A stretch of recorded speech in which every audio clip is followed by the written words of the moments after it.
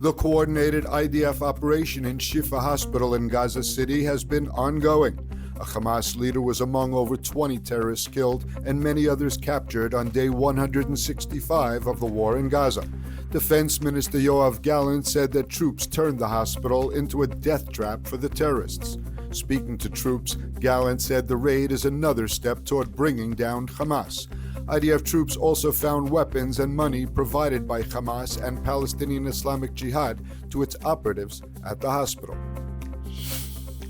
An Israeli official told reporters he is not optimistic at all as negotiations over a hostage deal kick off in Doha.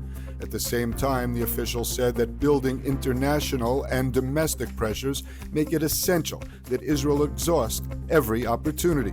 The Israeli negotiating team arrived in Qatar for indirect talks about a temporary truce in Gaza and a hostage release, the first serious discussions since the start of Ramadan.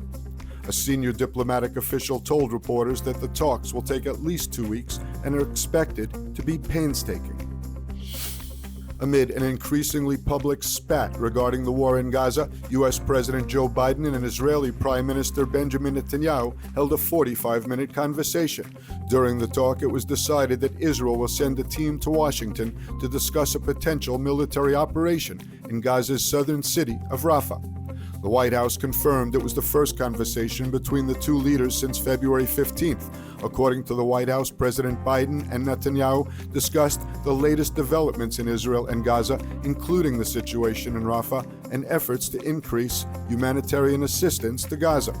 After the phone call, Prime Minister Netanyahu had not changed his consistent position, saying he spoke of Israel's commitment to achieve all of the goals in the war, the elimination of Hamas, the release of all of our hostages, and the promise that Gaza will no longer pose a threat to Israel.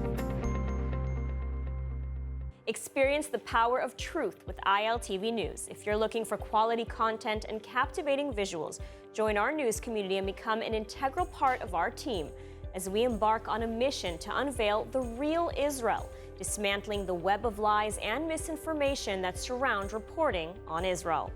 By subscribing to ILTV News, you will not only have access to the latest updates, but you will also amplify our message, creating a ripple effect that carries the truth far and wide. Subscribe today and help reshape the narrative. Available on the web, Android, and Apple.